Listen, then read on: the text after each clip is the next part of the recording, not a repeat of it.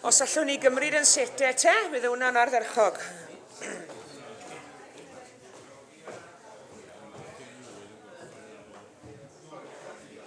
Bore da iawn i chi gyd. Bore da. Yn Undeb 1872, oedd y cynadleddau'n dechrau 8 y bore. Diolch byth bod y reol na di newid. Croeso i chi gyd, gobeithio gyswch chi noson dda o gwsg, ac i chi sydd wedi trefeili yma heddi, diolch i chi am ddod. Gobeithio gyswch chi daith hwylus. Dyma ni'n dod at yr ail nawten o'n myfyrdodau ni yng ngofal y parchedig Gethin Rhys. Croeso mawr eto, Gethin, diolch.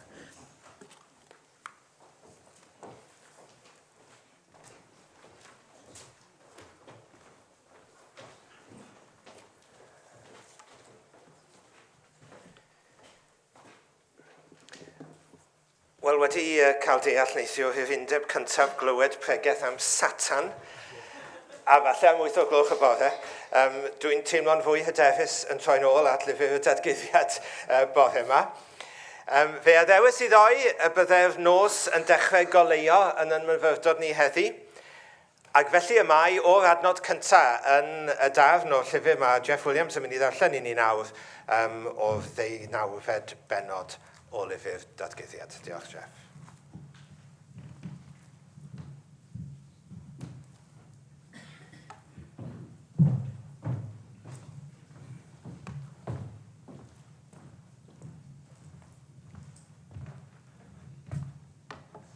O'r 19fed bennod o lyfr datguddiad, adnodau 1 i 3 ac 14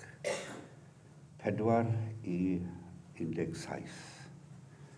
Ar ôl hyn gwelais angel arall yn disgyn o'r nef, a chanddo awdurdod mawr, ac oleuwyd y ddeiar gan ei ogoniadef.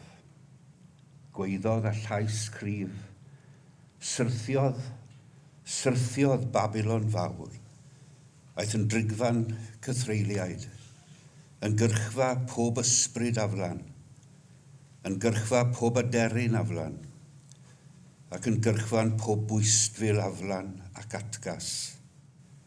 Oherwydd o win llyd ei ffeteindra, y mae'r holl genhedloedd wedi yfed. Peteiniodd brenhinoedd y ddeiar gyda hi, ac ymgyfoethogodd masnachwyr y ddeiar ar ddigonedd ei moethusrwydd hi. Bydd masnachwyr y ddeiar yn wylo a galaru amdani, oherwydd nid oes neb mwyach yn prynu ei nwyddau, ei llwythu o aur ac arian, o emau gwerthfawr a pherlau, o liain main a sidan, o borffor ac ysgarlad. Ei llwythu o bob pren persawrus ac o bob gwaith ifori a gwaith pren drydfawr, neu bres, neu heiarn, neu farmor. Ei llwythu o cinnamon, speis a pherlysiau, o fyr a thys, o win a golew, o flawd man a gwenith, o wartheg a defaid, o geffylau a cherbydau, o gaethweision a bywydau pobl. Dywedant wrthi, y mae'r ffrwyth a chwynychodd dy enaid amdano wedi mynd oddi wrthyt. A'r holl wychter a'r ysblander oedd i ti wedi diflannu oddi wrthyt. Fyth mwy i'w canfod.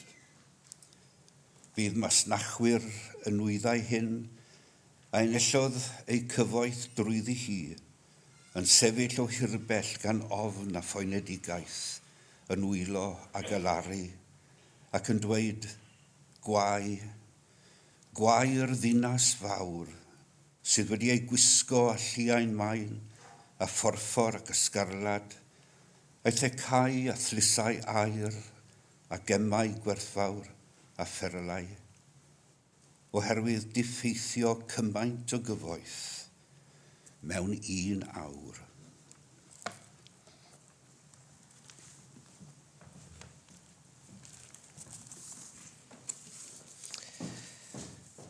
Oherwydd diffeithio cymaint o gyfoeth mewn un awr. Dyna pam mae masnachwyr yn y weledigaeth yn datgan och a gwai.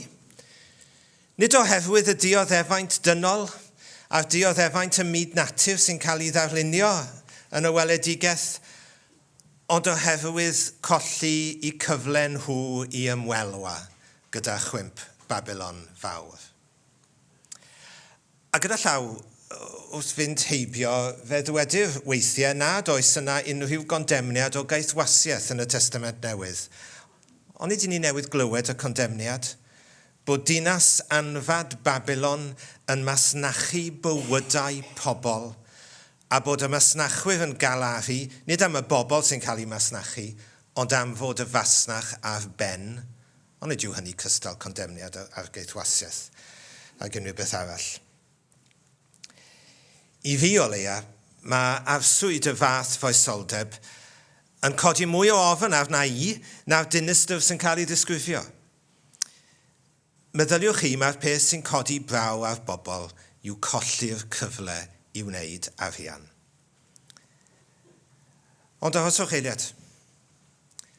Ar beth y seiliwyd ymateb llywodraethau'r gorllewin dros y 2 flynedd diwethaf yma i Covid?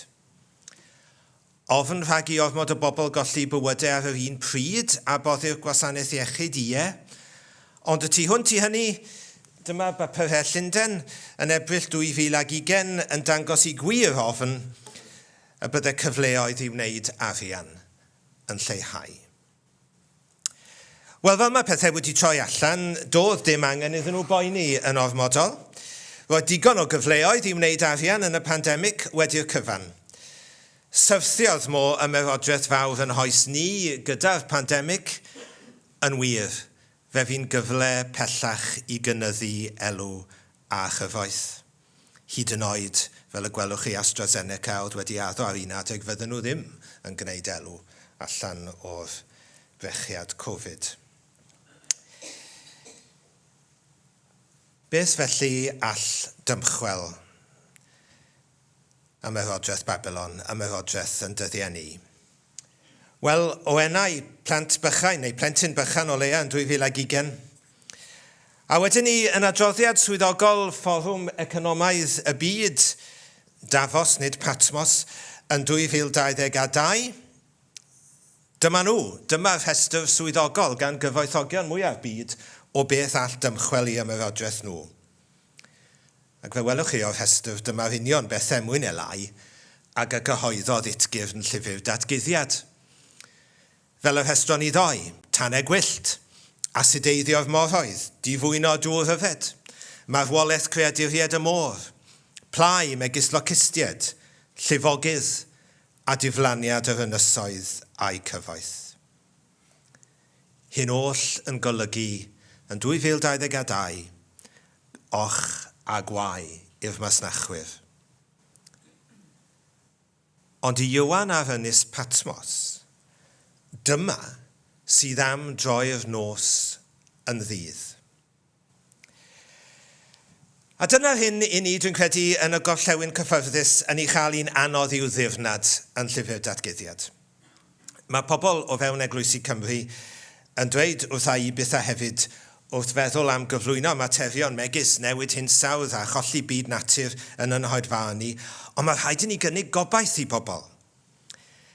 Ac felly yn fuan iawn, mae di mynd yn anochel mewn unrhyw oedfa ynglyn â'r amgylchedd, y bydd Dewi Sant yn cael ei ddyfynu yn sôn am wneud y pethau bychain.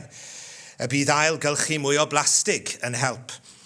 Bod rhywbeth bach y gallwn ni wneud, rhag i bobl golli gobaith. Ond am beth mae'r Cristion yn gobeithio mewn gwirionedd? Chi'n gweld, nid 20 pennod o anobaith gyda 2 bennod o obaith ar y diwedd yw llyfr datguddiad. Mae'r cyfan yn obaith. Does dim gobaith i'r byd oni bai fod ymerodraeth Babylon yn syrthio. Tra bod hi'n sefyll, mae pethau'n dywyll iawn. Ond dim ond yn y tywyllwch y gallwn wynebu reality ag y cawn ni obaith. Fe ganon ni ddoi, mae nos a diw yn llawer gwell na golau ddydd a diw ymhell. Mae llyfr datguddiad yn gwadd ni gamu yn hyderus i ofnadwyaeth yn os, i hynllef yn byd i dywyllwch ein hoes, gan gredu fod Duw yno o'n blaen ni. Dyna yw craidd yn gobaith. Nid y gall rhywfaint o ailgylchu fan hyn neu rhyw fasnachwr goleuedig fan draw ddatrys newid hinsawdd. Ond mae dim ond o ganol y tywyllwch y teimlwn agosatrwydd Duw a'r gobaith sydd ynddo ef yn unig. Cyfiawnder Crist a'i waed yn llu yw unig sail fy ngobaith i, nid ymddiriedaf yn fy nerth, ond yn ei enw ef a'i werth. Mae'n rhyfedd i mi fod crefydd sy'n canoli ar groes, Crist a'i waed yn llu yng ngeiriau trosiad John Pritchard, wedi chael ei mor anodd i ddeall nad teimlon obeithiol yw ein gobaith, ond rhywbeth llawer tywyllach, ond llawer mwyaf hosol yn y pen draw. Ac felly wedi chael ei mor anodd i gymhathu llyfr datguddiad gyda gweddill yn cred ni. Cyn i ni gynnig gobaith rhy rwydd a rhy rad y pethau bychain i bobl. Cofiwn bob tro, mae nos a Duw yn llawer gwell na golau ddydd a Duw ymhell. A dyna ddod at ddwy benod olaf llyfr datguddiad. Nawr, dyma'r penodau i ni fwyaf cyfarwydd â nhw, wrth gwrs, yn enwedig felly mewn angladdau. A mae yna werth iddyn nhw yn y fan honno, mae yna ddigon o nos mewn llawer angladd. Ond fe gofion ni mae cyd-destun y rhan olaf o weledigaeth Ioan yw nid angladd unigolyn, ond angladd y ddynoliaeth. Dinistrio yr hyn y cyfeiriwyd ato yn gyfeiliofnus fel gwareiddiad, ac yn y broses tynnu lawr llawer o'r greadigaeth gyda hi. Nawr, ten y byd seciwlar, y gwledydd sy'n cyfateb yn hoes ni, dwi'n credu, i Ioan ar Ynys Patmos, yw dyn o'r enw Jem Bendel. Awdur papur a sylfaenydd mudiad o'r enw Deep Adaptation. Nawr, te hyd y gwn i, dyw Bendel ddim yn ddarllenwr mawr ar lyfr datguddiad. Ond mae'n gweld rhai o'r un pethau. Mae e'n dadle, a mae hwn yn crynhoi dadl swmpus, mae e'n dadle fod yr helbyl a chosir gan yr hinsawdd, a mae'n rhy hwyr yn ei farn i atal llawer o'r helbyl hwnnw erbyn hyn. Mae'r helbyl yna yn ei gwneud hi'n anochel, y bydd yna helbyl ar draws yn trefn gymdeithasol ni hefyd. I bobl ar y cyfan dderbyn cyfyngiadau coronafeirws gyda gymroddiad, meddai, fydd pobl ddim yn derbyn yn dywedog colli cartrefi oherwydd llifogydd, tannau gwyllt a chodi lefel y môr. Ac yma yng Nghymru, wrth gwrs, fe welwn ni'r ymladd yn ôl gan drigolion morfa Henddôl, Febon. Mi fydd ymddiriedeth mewn arweinyddion yn gostwng, bydd ufudd-dod i'r awdurdodau yn lleihau neu yn wir yn diflannu, a bydd cynnal cymdeithas o'r fath y deithom yn gyfarwydd â hi ers dyddiau Gwilym Hiraethog yn amhosibl. Felly bydd angen addasu'n ddwfn i sefyllfa sy'n newydd i ni, ond nid yw'r ddynoliaeth fel y cyfryw chwaith. Wedi'r cwbl creaduriad crwydro fuon ni am rhan fwyaf'n hanes. Dim ond trwy addasu yn ddwfn fel hyn, dywed Bendel a'i ddilynwyr, y bydd modd i ddynion a merched ymgodymu a chymdeithas lle bo bwyd yn bryn, cyflenwadau dŵr yn ansicr, cystadlu am adnoddau yn signo egni ac yn gallu troi'n dreisgar. Wel, mae wedi troi'n dreisgar. Pidwch e'n meddwl bod y rhyfel yn Wcrain yn ymwneud dim ond a hanes eglwys Uniongred Rwsia yn Kiev ac yn y blaen. Mae'n ymwneud wrth gwrs â'r gwenydd sydd yn y tir a'r nwy sy'n cael ei gludo ar draws y tir. Fe fydd cymdeithas sy'n ddibynnol ar fasnach fyd-eang yn amhosibl gydag anwadalwch y tywydd yn crebachu'n gallu ni a'n hawydd ni i hedfan na hwylio pan nad oes wir angen, achos mi fydd hi'n rhy beryglus. Felly fe welwn ni o'r newydd, gymdeithas fydd yn ymddangos ar y cychwyn yn hen ffasiwn, yn mynd ôl cyn ffurfio'r undeb yma. Cymdeithas seiliedig ar fro ag ardal, a hyn y gall yr ardal honno i chynhyrchu a'i chynnal i hun. Ar y cychwyn fe fydd hyn yn teimlo fel tywyllwch ar gyfyngus. Ond fe fydd na rai fydd yn sylwi o'r cychwyn. Mae newid parhaol fydd hwn. Nid yw greisus dros dro. Cred bendel yw y bydd angen arweinyddiaeth newydd. Pobl sy'n barod i wynebu'r sefyllfa hon, a ddaw ar yn gwarthaf yn fuan iawn. A mae'r arwyddion yno i'w gweld yn glir. Eleni, dim ond eleni. Mae wedi dechrau gwawrio ar wledydd byd o'r diwedd. A bydde'n synhwyrol i ni ddibynnu ar yr ynni y gallwn ni gynhyrchu yn hunain, yn hytrach na mewn fofio ynni o rannau eraill o'r byd. Chwa meddyliwch chi bod ni wedi bod yn carton nwy o gwmpas y lle ar longau. Fe fydd angen gwybodaeth, tu hwnt i'n gwybodaeth ni yn y gorllewin i wneud hyn. Fe fydd angen gwybodaeth frodorol arno ni. Fe fydd galluoedd brodorol y bobl yma yn Alaska, ond ym mhob rhan o'r byd, yn gwbl hanfodol. Oherwydd maen nhw'n deall lawer yn well na ni, sut i fyw o fewn cyfyngiadau natur. A bydd angen i eithroedd brodorol hefyd. Wy'n dal i gofio cyfarfod nifer o flynyddoedd yn ôl nawr, a rhywun oedd wedi symud o tu allan i Gymru i bentref Pantadŵr yn Sir Feirsyfed. Nawr, mae'n amlwg iddo fe ymweld â'r lle gyntaf i edrych ar ei dŷ newydd ar ddiwrnod braf. A dim ond wedi symud y daeth i ddeall pa mor wlyb oedd y lle. Mae enwau cynhenid fel Pantadŵr yn cynnal gwybodaeth am dirwedd, ffrwythlondeb, planhigion ac anifeiliaid gwyllt sydd nid yn unig yn bwysig yn ddiwylliannol, fe fydd y wybodaeth yna'n hanfodol yn y dyfodol, fel y bu yn y gorffennol, i bobl allu byw o gwbl.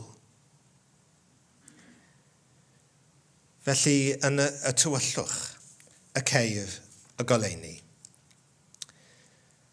Fel mae Bendel yn ei ddweud o'i gyfieithu.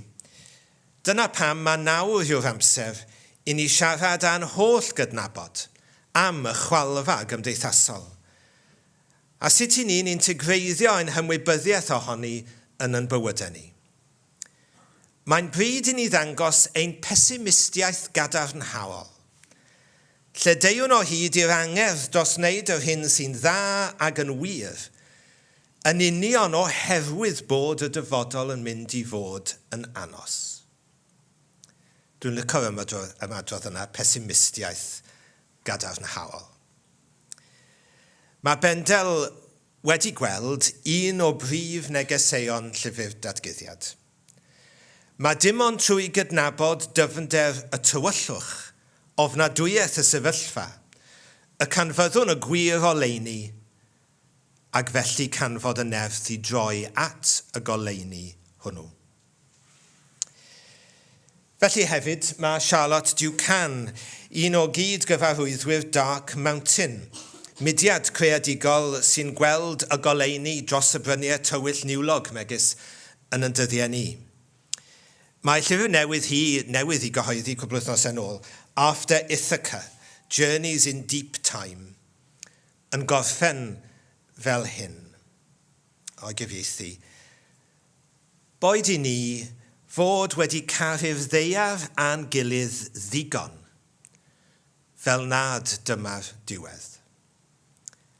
Yn y Saesneg gwreiddiol, may we have loved the earth and each other enough for this not to be the end. Dyna gystal ar alleifiad seciwlar ac y gallai ddychmygu o lyfr datguddiad. Wrth gwrs, mae Iowan yn gweld dimensiwn ychwanegol. Ac iddo ef ac i ni dwi'n tybied dimensiwn cwbl hanfodol, sef nerth Duw sydd yng nghanol y cyfan. Ac felly, fe all Iowan yn nwy benod olaf i lyfr gamu yn hyderus i'r goleuni. Nef newydd a deiar newydd. Fe fyddwn ni'n cwpla yn myfyrdod ni bore yma cyn canu'r emyn, gyda'r rhan o'r benod olaf 1, sy'n sôn am bren y bywyd yn sefyll yng nghanol dinas newydd Duw, ac yr oedd dail y pren eriachad y cenhedloedd. Yn yn hoes ni, mae yna dimensiwn ychwanegol i'r weledigaeth hon. Alla Iowan ddim fod wedi dychmygu hyn, dwi ddim yn credu. Ond yn y byd sydd ohoni heddiw, mae pob coeden sy'n dwy'n dail yn signo carbon o'r amgylchedd. Bellach felly, nid yn unig metafor, ond gwirionedd llythrenol a gwyddonol yw bod dail y pren eriachad y cenhedloedd.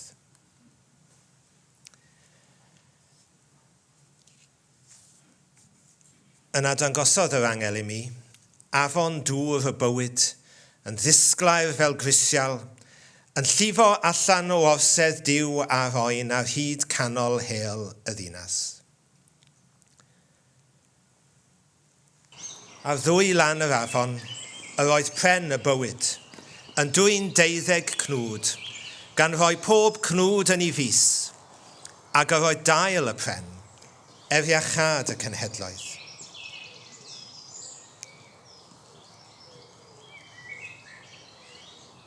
Ni bydd dim mwyach dan felltith. Yn y ddinas bydd gorsedd Duw a'r oen a'i weision yn ei wasanaethu. Cant weld ei wyneb a bydd ei enw ar ei talcennau.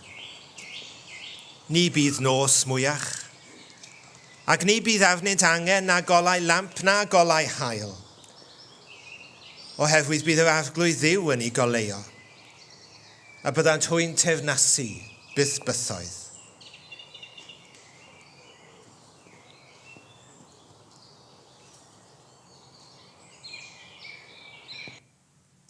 Yna dwedodd yr angel wrthyf, dyma eiriau ffyddlon a gwir.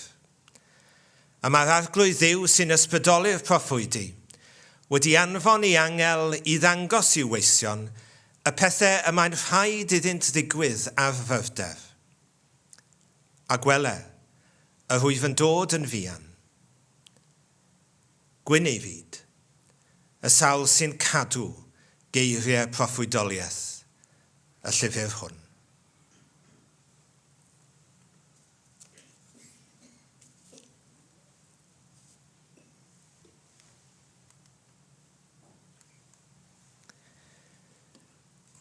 Arglwydd Iesu, arwain fenaid at y graig sydd uwch na mi, craig safadwy mewn tymhesloedd, craig a ddeil yng nghrym y llu. Llechi wnaf yng nghraig yr oesoedd, deied diliw, deied tân, a phan chwalo'r greadigaeth, craig yr oesoedd, fydd fy nghân. Fe godwn os yn un medru i ganu.